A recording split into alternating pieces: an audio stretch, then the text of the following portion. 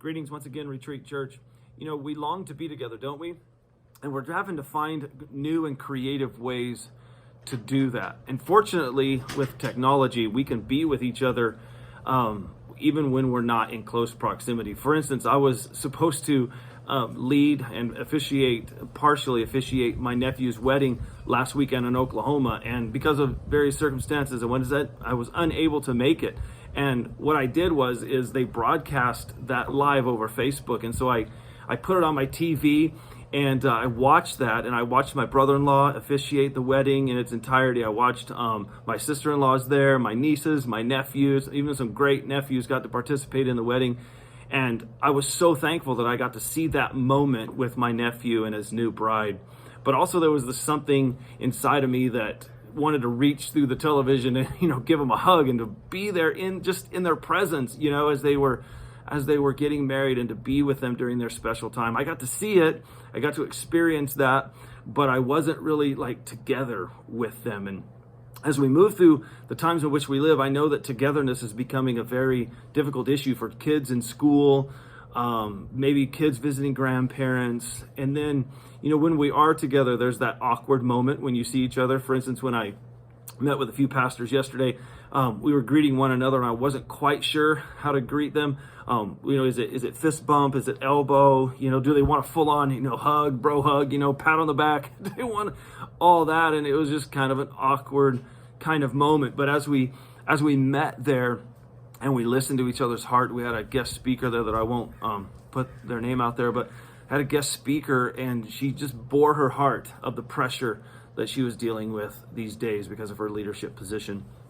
And, as we began to hear that, what she really wanted was she wanted someone to be there in those moments where she felt alone in the pressure, where she felt alone with trying to figure out the problems and dealing with rumors and all that stuff that comes with leadership, right? And I noticed that, we really have to work hard these days, because what the world offers in regards to togetherness seems to be kind of like this extreme issue. Like, for instance, if someone disagrees with you or sees life or a life situation differently than you, then they kind of get canceled and shoved away. And so what the result of that is, because people long to be together, is that we cluster together with people that believe what we believe, think what we believe, what we think, do life kind of how we do life, maybe our own age group, our own social economic status, or our own political affiliation or religious views, and we just kind of cluster all together. Well, you know what? If you start doing that, you'll discover that within your immediate circle, there are people that you're probably not going to be with anymore. Probably people in your family. At our family wedding, I know that we have a bunch of different opinions, maybe on the vaccine, or maybe on politics, or these kinds of things. And we have a choice to make. We either don't address them with one another, or we cancel each other, or we ignore them. But does Christianity have anything to offer families with diverse views that still want to be together? What about neighborhoods? What about co-workers? What does Christianity have to say about finding togetherness when there's this space between us, right? And that space could be created by any of the number of things that we're dealing with today. So we're going to start a new series this week called Together, Bridging the Gap that is between us. And we're asking a question: does Christianity have anything to offer the world in a sense of finding togetherness when there's issues that separate? And one of the things that we can do, and that we're going to do here today just very quickly, is that I went back and I looked at some key passages of Scripture to kind of get the heart of God and how He reconciled us to Himself. Because we know that our own sin had created a space between us and God and created that distance. But God created us to have fellowship with Himself, and God created us that we may be one with Him. And even that's what Jesus' prayer was in John chapter 17, that we would have this oneness with God. But there's this space between us and God, and that space is defined in the Bible as sin. So what did God do to bridge that gap? And are there principles in how God operated in bridging that gap to what now the Christian can do and can put in place to bridge the gap that is between us today and bring that togetherness that so many of us are longing for? Well, I did discover just a few things. I just want to talk to you maybe about a couple of them here in our short time together today. The first thing that we notice right away, way back in the Old Testament, in that prophetic passage in Isaiah chapter 53, is that God had a willingness to suffer, to create the oneness that he desired with humanity.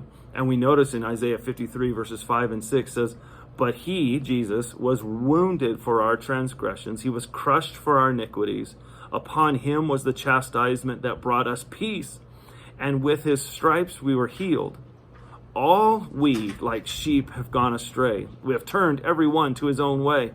And the Lord has laid on him the iniquity of us all." And so, as we notice with God, there was this willingness, and with Jesus, there was this willingness that if we're going to find oneness between God and humanity, that God had to take that first step, and that first step was a willingness to suffer. And I know that there's going to be times in our life that we're going to have to take that first step forward and be willing to suffer in for the sake of being together. And that's not going to be safe sometimes emotionally, right? That's not going to be safe, maybe even physically.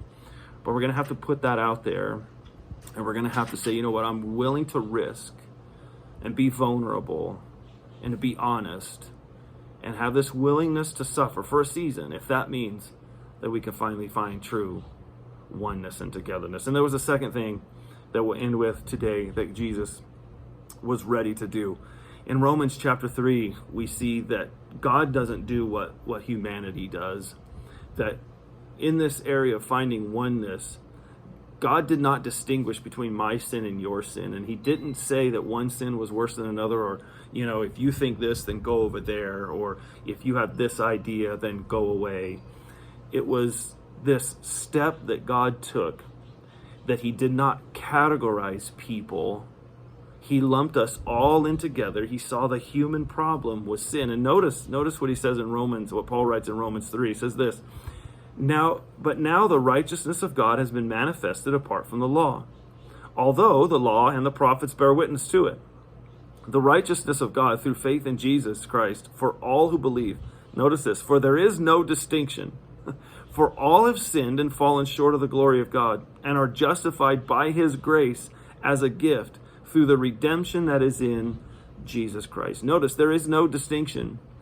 So I know that within my own circles of influence, and maybe even the things that I believe about the world, maybe my political views and things that I think about the economy, healthcare, border issues, the pandemic, all of these things, that I'm a human. And even with all of my set of ideas, I'm not perfect, and I'm a sinner. I'm broken and distant from God without Jesus. And people that believe the exact opposite of me in all of those areas, you know what I have in common with them? Maybe I don't have a political view in common with them. Maybe I don't see finances the way they do, or religion the way they do, but I know that they're sinners just like me. And I think that we need to stop categorizing an us against them, an I'm better than you, and a you're better than me.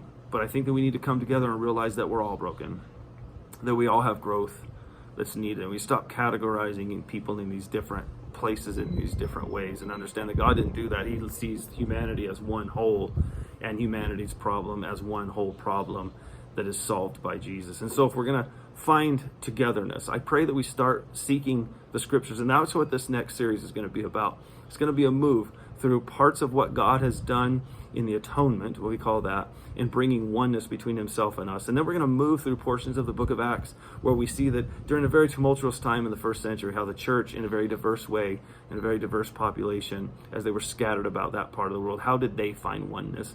And so if you're looking for togetherness in your life today, I pray that you would join us throughout the next several weeks as we venture together. God bless you. We'll see you next time.